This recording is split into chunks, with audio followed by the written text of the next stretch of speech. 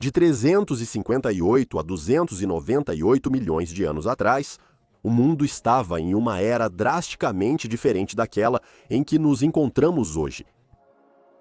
Situado na era Paleozoica, entre o final do Devoniano e o início do Permiano, o Carbonífero foi um mundo caracterizado por florestas tropicais úmidas de carvão que surgiram em grande parte do planeta.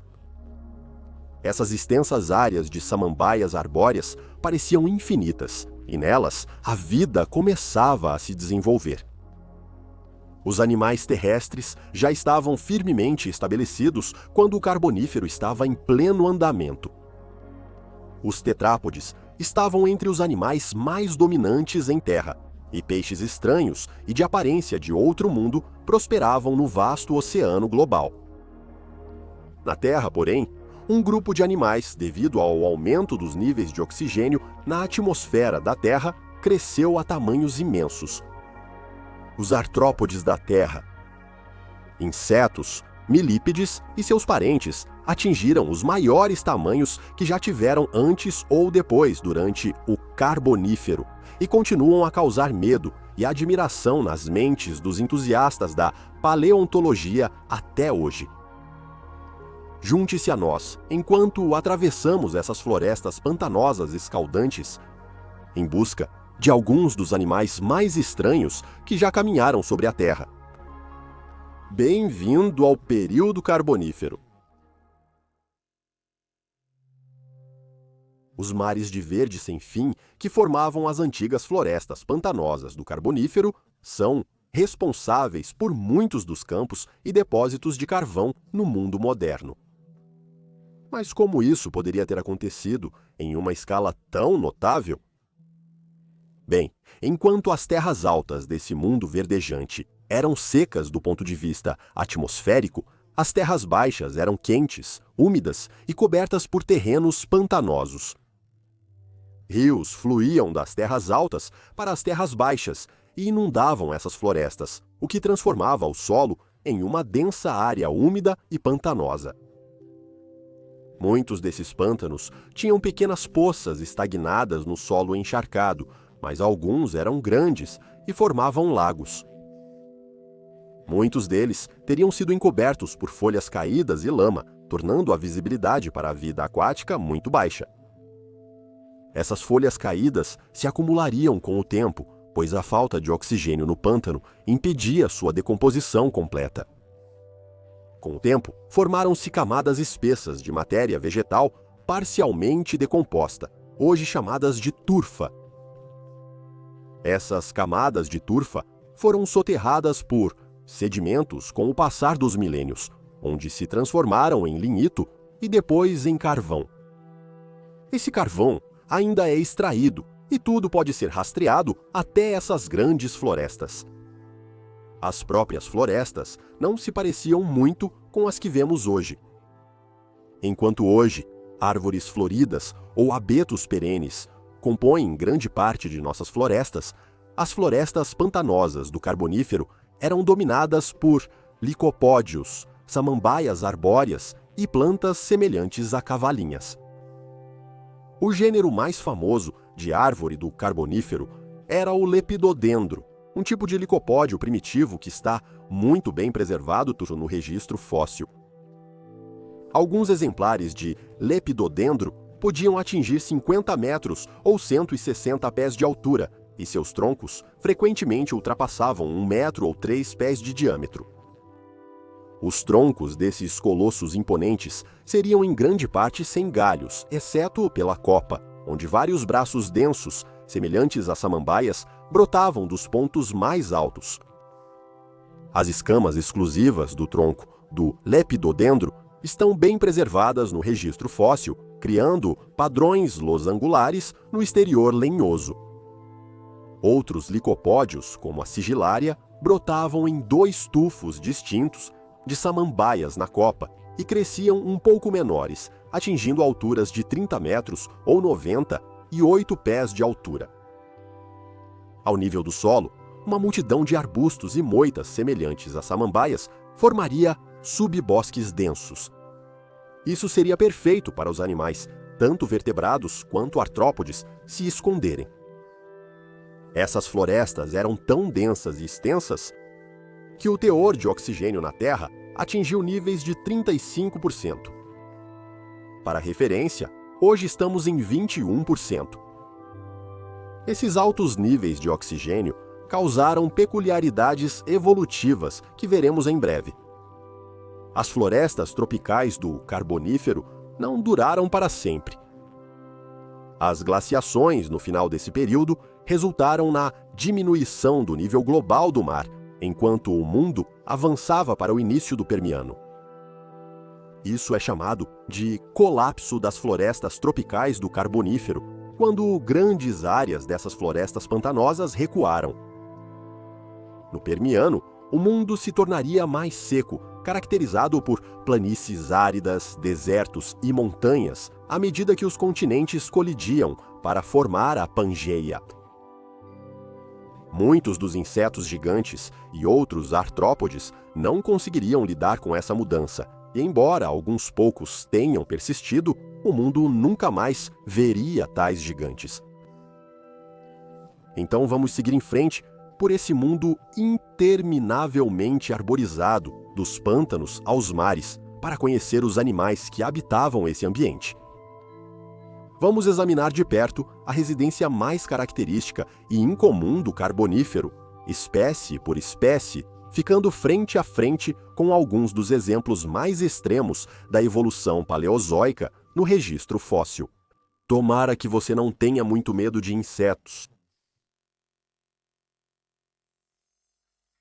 Para muitos, Meganeura moni, uma espécie de libélula grifo gigante, que se assemelhava muito à libélula moderna, define o período Carbonífero.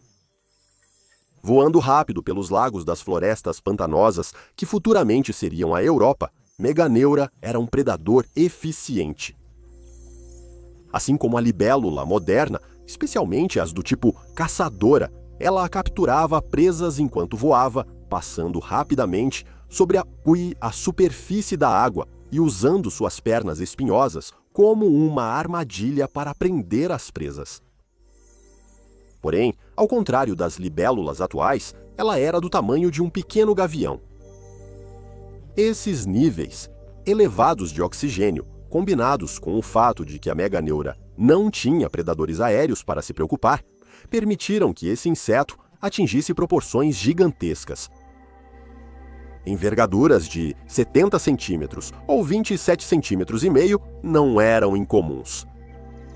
Para referência, a maior libélula moderna do mundo, a petalura gigante, tem uma envergadura de apenas 16 centímetros ou pouco mais de 6 polegadas. Isso é mais de 20 polegadas menor. Os fósseis de Meganeura foram descobertos pela primeira vez na França, como você pode imaginar, em uma mina de carvão. Descrito em 1884, o paleontólogo francês Charles Brongniart rapidamente notou as impressões de asas impecavelmente preservadas no sedimento onde o enorme inseto foi encontrado. Foi reconhecido não como uma libélula, mas como um membro da agora totalmente extinta ordem Meganizoptera e colocado em sua própria família, Meganeuridae. Enquanto a Meganeura havia se adaptado a viver nas florestas pantanosas de carvão, ela parecia ser especialmente adequada a ambientes abertos dentro delas, como lagos, onde suas asas não seriam danificadas ao entrar em contato com a vegetação densa e onde havia uma fonte confiável de alimento disponível. Acredita-se que esse inseto caçava tanto vertebrados quanto invertebrados, sendo grande o suficiente para se alimentar de alguns dos pequenos répteis primitivos que corriam para dentro e para fora da vista ao longo da margem do lago.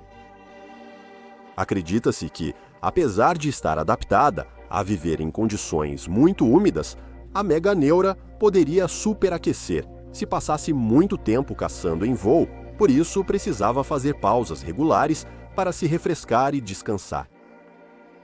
Durante esse tempo, ela ficava vulnerável à predação por parte de alguns dos maiores vertebrados que habitavam o lago e, por isso, pode ter tentado pousar em locais mais altos para não acabar virando refeição.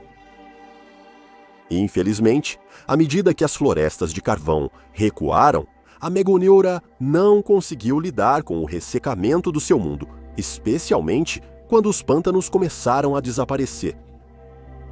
A meganeura e muitos dos outros grandes insetos com os quais convivia acabaram desaparecendo e seus restos se tornaram parte do carvão que ficou sob os próprios lagos onde caçavam.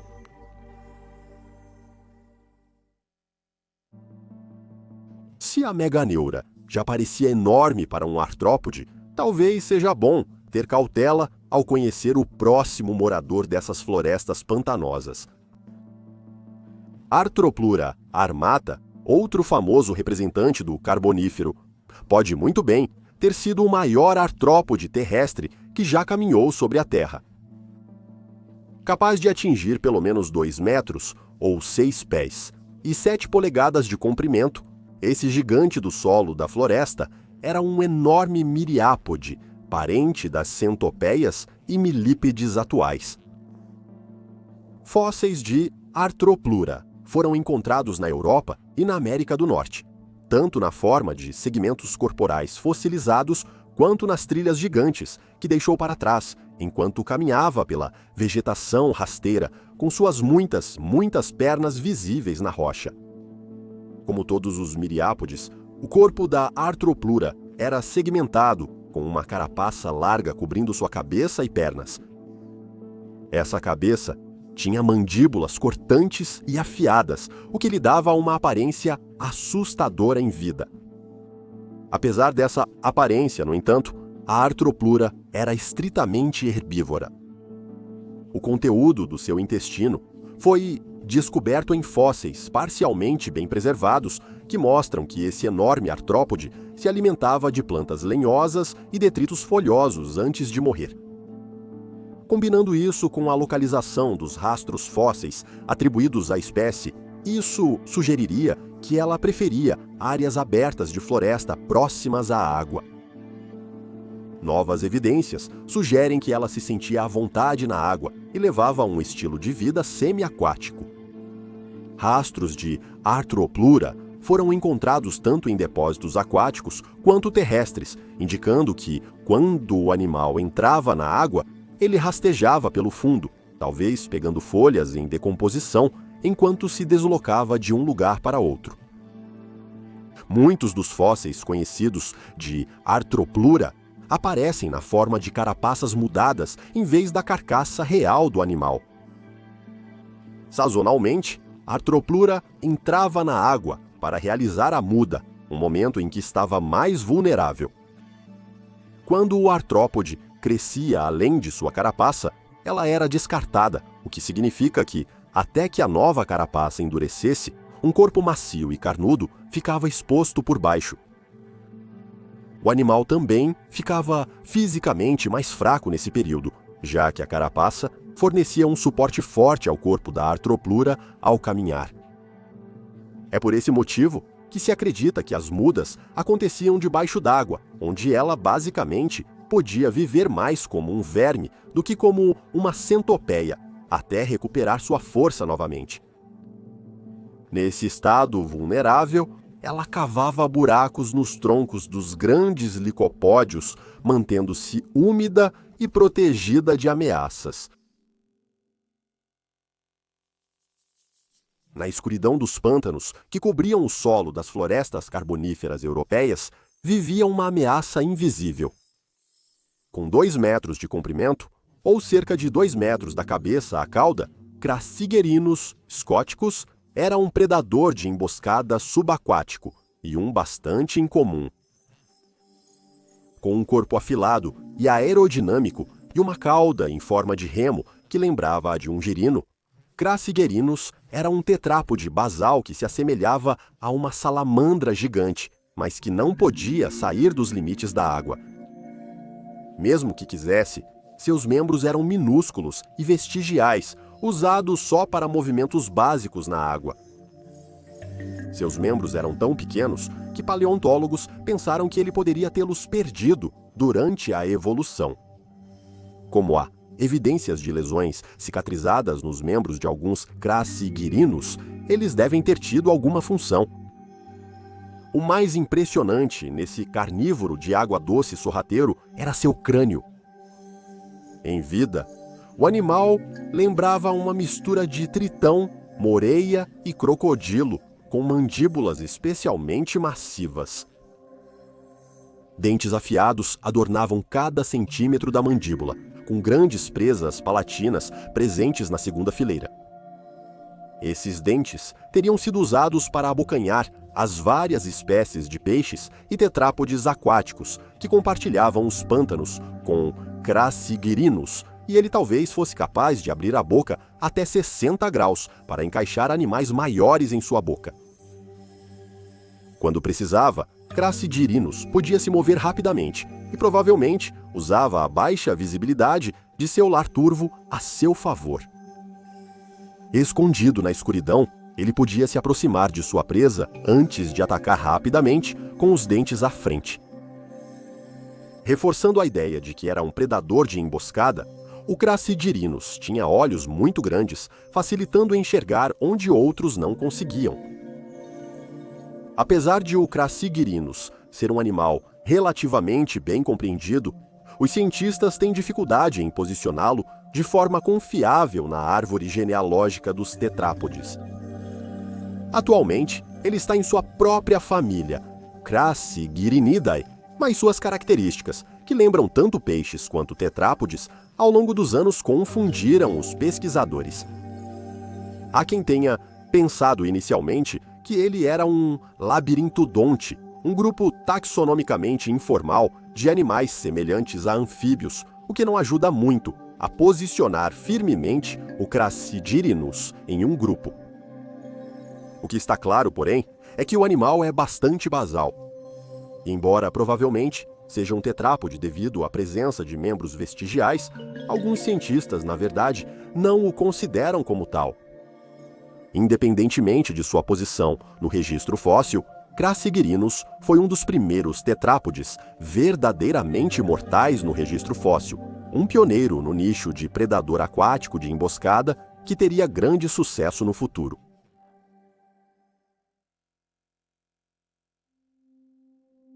Arrastando-se para fora dos pântanos estagnados e caminhando lentamente pela margem da água, agora surge Ibitopterus, um artrópode bizarro que se assemelha, em parte, a um moderno caranguejo ferradura. Fortemente blindado, com uma cabeça em forma de escudo e um corpo segmentado e alongado, Ibitopterus era um euriptérido, um parente dos chamados escorpiões marinhos que foram tão bem-sucedidos nos períodos Ordoviciano e Siluriano. As maiores espécies do gênero chegam a quase 1,5 metro de comprimento, ou 4,5 pés, e foram encontradas na Europa, América do Norte e África. Os membros voltados para a frente do Hipotopterus teriam sido cobertos por espinhos modificados, cada um deles com extremidades dotadas de órgãos sensoriais para detectar alimento no fundo de pântanos e lagos turvos. Esses membros teriam sido usados de forma eficaz como ancinhos, vasculhando a serrapilheira e o detrito no fundo da água para obter pequenos invertebrados em grande quantidade. Essa é uma forma de alimentação muito especializada, e foi justamente isso que inicialmente levou os cientistas a acreditarem que se tratava de um animal marinho.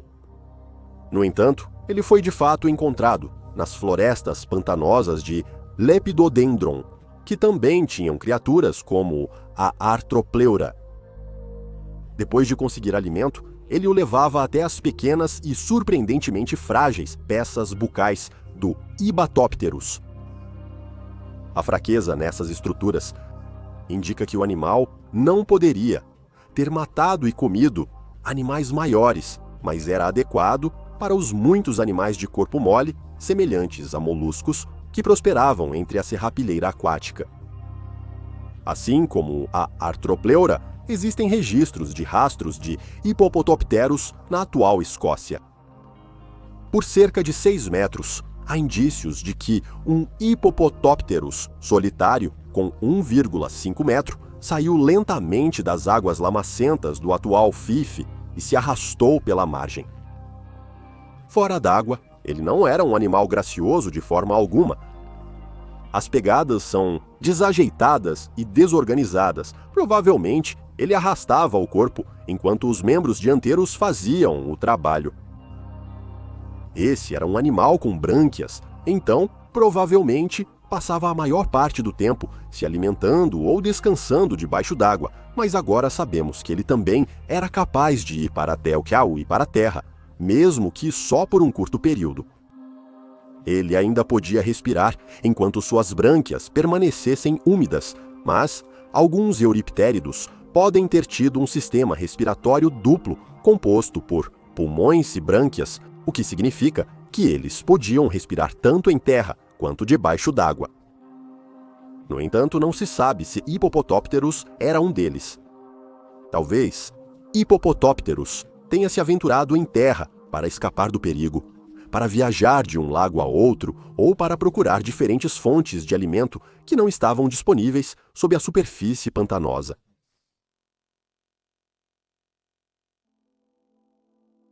Para um réptil de 380 milhões de anos, Hillonymus parece extremamente familiar. Esse pequeno animal, parecido com um lagarto, mede no máximo 25 centímetros ou cerca de 10 polegadas. É o réptil objetivo mais antigo conhecido no registro fóssil. Sua própria existência deu início a uma das dinastias mais impressionantes de todo o reino animal. Desde sua descoberta em 1860, ele permaneceu como um ponto de interesse sobre como os vertebrados conseguiram fazer a transição de um estilo de vida semi-aquático para um totalmente terrestre. O segredo do sucesso de Hillonymus estava em sua pele. Ao contrário de um anfíbio ou de um tetrápode basal que possuem pele viscosa, esse pequeno réptil era coberto por escamas resistentes. As escamas protegiam sua pele e evitavam o ressecamento. Hillonymus já não precisava mais se molhar para evitar o ressecamento. Ele podia viver fora de um lago ou rio por um longo período de tempo com segurança. Claro, ele ainda precisava de acesso à água para beber, mas isso já era um grande avanço. Porém, essa adaptação à terra foi dupla. A pele de Hillonymus não era apenas escamosa, mas seus ovos também eram cobertos por uma casca dura, protegendo-os do ressecamento. Isso significava que, ao contrário dos ovos parecidos com os de sapo postos pelos anfíbios, Hillonymus não precisava colocar seus ovos na água, protegendo-os assim dos peixes famintos. Ao colocar seus ovos em uma cavidade ou ninho seguro e protegido, esse novo tipo de ovo se tornaria o padrão para todos os futuros répteis, dinossauros e aves. Hillonymus provavelmente passava muito tempo correndo pela floresta atrás de pequenos artrópodes. Provavelmente gostava de insetos e miriápodes. Com uma boca cheia de dentes afiados como agulhas, ele provavelmente esmagava facilmente as carapaças duras para se alimentar das partes macias de dentro. Ele está mais associado à formação Joggins, no que hoje é Nova Muskogee, Canadá, onde se tornou o fóssil provincial oficial. Muitas vezes, os restos de Hillonymus eram encontrados em condições brutais. Em grande parte da formação Joggins, musgos arbóreos que formavam estruturas gigantes, semelhantes a árvores, eram as espécies de plantas dominantes. Florestas tropicais densas eram conhecidas pelo clima ruim, e quando tempestades atingiam os pântanos, os musgos arbóreos caíam no chão, restando apenas um toco exposto. Com o tempo, os tocos apodreciam, deixando cavidades ocas no meio, um abrigo perfeito, ou assim parecia, para um animal pequeno como Hillonymus. Quando a próxima tempestade inevitavelmente chegava, O Rilônimos rastejava para dentro da cavidade do toco das árvores que haviam caído anteriormente. Uma vez lá dentro, porém, ele não conseguiria escalar novamente as laterais íngremes e escorregadias da cavidade, ficando preso e, por fim, morrendo de fome. O habitante mais perigoso das florestas pantanosas do Carbonífero não era um artrópode, um anfíbio e nem mesmo um réptil. Era um peixe gigante, capaz de atingir mais de 5 metros, ou 18,5 pés de comprimento. Esse peixe, Rhizodus hiberti, é um dos mais temíveis predadores ápice piscívoros do registro fóssil. Com poderosas nadadeiras lobadas e um conjunto de mandíbulas longas e ágeis, ele estaria seguro como o governante aquático desses ecossistemas pantanosos. O Rhizodus era um habitante de grandes lagos e rios, sob as copas de samambaias arbóreas gigantes, onde podia se alimentar de anfíbios, peixes e outros tetrápodes. 2 presas de 22 centímetros de comprimento, localizadas perto da frente de suas mandíbulas, dariam conta facilmente da maioria das presas nesses rios, com adultos totalmente crescidos, não temendo nada, exceto, talvez, outro Rhizodus. Acredita-se que exemplares adultos de Rhizodus tenham ultrapassado 1,5 tonelada de peso. Alguns cientistas sugeriram que o Rhizodus tinha um método de caça especialmente assustador. Com suas fortes nadadeiras peitorais lobadas, ele talvez conseguisse saltar da margem do rio e atacar presas como um crocodilo moderno. Dessa forma, poucos animais dos pântanos carboníferos estariam seguros ao se aproximarem da beira da água para beber e precisariam estar em alerta máximo ao fazer isso. Uma vez que a presa estivesse firmemente presa nas enormes mandíbulas do Rhizodus, ele usaria seus imensos músculos corporais para arrastá-la de volta para a água e começar a se alimentar. Ao se alimentar, acredita-se que o Rhizodus usava seus dentes afiados para rasgar o animal em pedaços digeríveis. Ele era incapaz de mastigar e não poderia engolir a presa inteira. De longe, a espécie mais bizarra apresentada no vídeo de hoje é o Tulamonstrum gregarium, um animal estranho conhecido dos leitos fósseis de Mason Creek, no que hoje é Illinois, nos Estados Unidos. Tulamonstrum é um dos maiores enigmas de toda a paleontologia, e os cientistas, desde sua descrição inicial em 1966, não conseguiram determinar o lugar dessa criatura na árvore da vida. Ao longo dos anos, ele já foi considerado um molusco, um artrópode, um verme, um vertebrado e um conodonte. Então, o que o torna tão estranho? Tulamonstrum tinha corpo tubular, em forma de charuto, e media até 8 centímetros, ou 3 polegadas, do focinho ao final da cauda.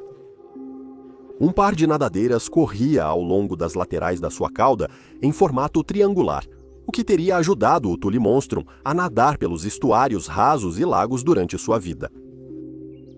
Os olhos móveis do Tulamonstrum ficavam em hastes, permitindo que ele enxergasse claramente na coluna d'água, onde se acredita que tenha sido um predador. Ele, provavelmente, caçava usando sua característica mais incomum, uma longa probóscide com estrutura de pinça na ponta, que pode ter sido sua boca. Os cientistas acreditam que o Tulamonstrum usava essa pinça para sondar sedimentos lamacentos em busca de pequenos animais para se alimentar. Não se sabe se o Tulamonstrum possuía uma coluna vertebral verdadeira, mas parece que ele tinha uma medula espinhal básica ao longo do corpo, sugerindo algum tipo de relação com os vertebrados. Estruturas na base da cabeça dele foram identificadas como brânquias básicas, o que significa que ele teria passado toda a sua vida submerso na água. Apesar de não parecerem ter qualquer relação, o Tulimonstrum apresenta algumas semelhanças com o invertebrado cambriano Opabinia, devido aos seus olhos em pedúnculos e ao longo focinho explorador.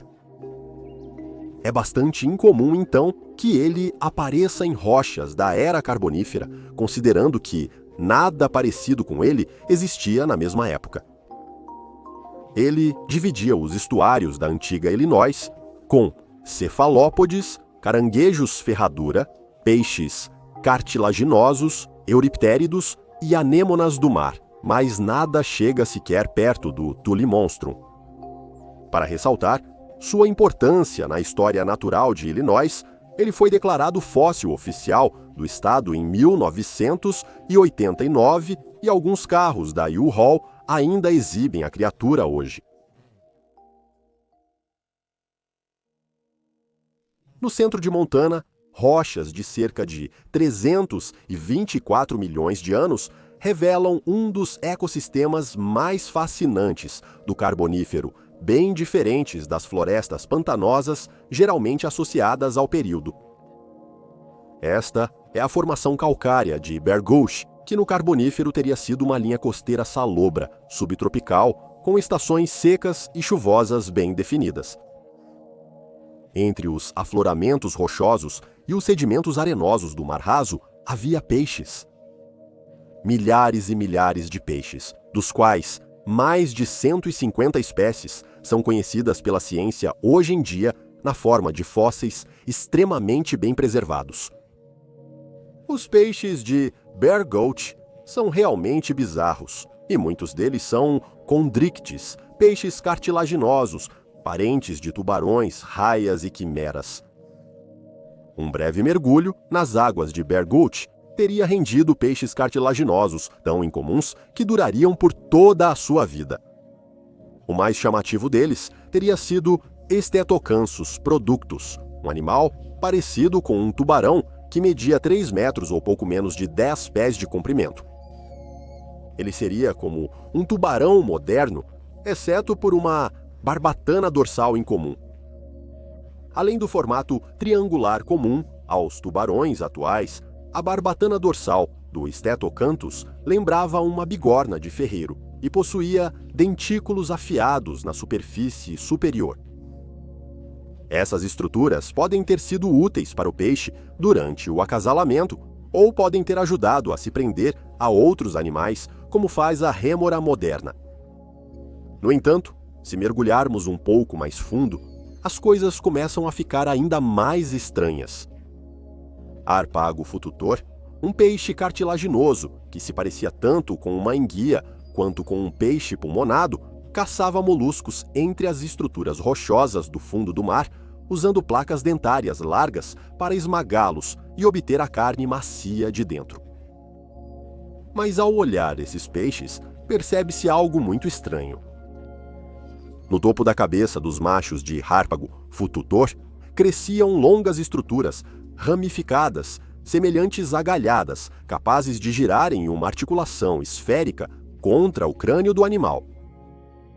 Nenhum outro peixe apresenta essas estruturas no registro fóssil e, como as fêmeas não as têm, elas parecem ser características de exibição ou auxiliares no acasalamento. Acredita-se que as fêmeas de Harpago fututor davam à luz filhotes vivos, que eram apenas um pouco menores que os adultos, grandes e prontos para se defenderem sozinhos. No entanto, Harpago fututor era a presa ideal para alguns dos habitantes mais sinistros das rochas de Bear Creek. Animais como o Trinócodos eram uma ameaça constante. Esse predador longo e afilado, semelhante a uma cobra e também cartilaginoso, foi encontrado com restos de Harpago fututor no estômago. Seus dentes, com 3 pontas, causariam mordidas poderosas em suas presas. Seu corpo longo e serpentino ajudava a se enfiar entre as rochas em busca de alimento, em lugares de difícil acesso. Os peixes cartilaginosos assumiram todas as formas, tamanhos e aparências nessa época, e no fundo do Bear Gulch teriam vivido criaturas como Balance. Com pouco mais de 1 metro de comprimento, Balance se parecia com um grande peixe-sapo e teria passado grande parte do seu tempo caminhando pelo fundo do mar em busca de peixes e moluscos que viviam no sedimento. Não era um animal rápido, e seus dentes se uniam para formar uma estrutura semelhante a um bico dentro da boca que poderia ter quebrado as conchas duras dos briozoários entre os recifes e as rochas. Também procuravam alimento no fundo do mar animais como janassa, um pequeno peixe semelhante a uma raia que caçava pequenos organismos de corpo mole entre a areia. No entanto, os peixes cartilaginosos não eram as únicas espécies aqui, e na coluna d'água nadavam milhares e milhares de peixes ósseos de nadadeiras raiadas, formando cardumes para se protegerem em grupo contra animais como estetacanto e trinócodos. Alguns se assemelhavam a sardinhas e cavalas, enquanto outros tinham forma sinuosa de enguia ou aparência achatada, semelhante a uma raia.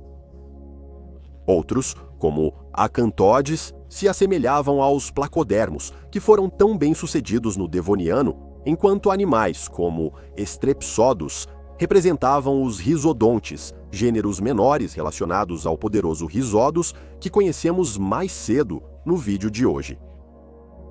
No fundo do mar, havia muitos invertebrados estranhos, parecidos com camarões, caranguejos, ferradura, lagostas e outros que alimentavam várias espécies de peixes. Vermes cavavam na areia, cefalópodes passavam rapidamente acima. Bear Creek é até hoje um dos sítios fósseis mais prolíficos e fascinantes de todo o Paleozoico, sem falar no Carbonífero. É difícil imaginar um mundo como o do Carbonífero, quando vivemos na era em que estamos hoje. Algumas partes desse mundo verde e pantanoso realmente pareciam planetas alienígenas, repletos de artrópodes gigantes, monstros anfíbios enormes dos pântanos e escorpiões marinhos blindados. Foi um período em que houve uma grande explosão de vida na Terra, e provavelmente só conhecemos uma pequena parte disso. Basta pensar como as florestas tropicais atuais são biodiversas e populosas. Milhares de espécies ocupam, por exemplo, a floresta amazônica, e ainda estamos descobrindo cada vez mais à medida que o tempo passa.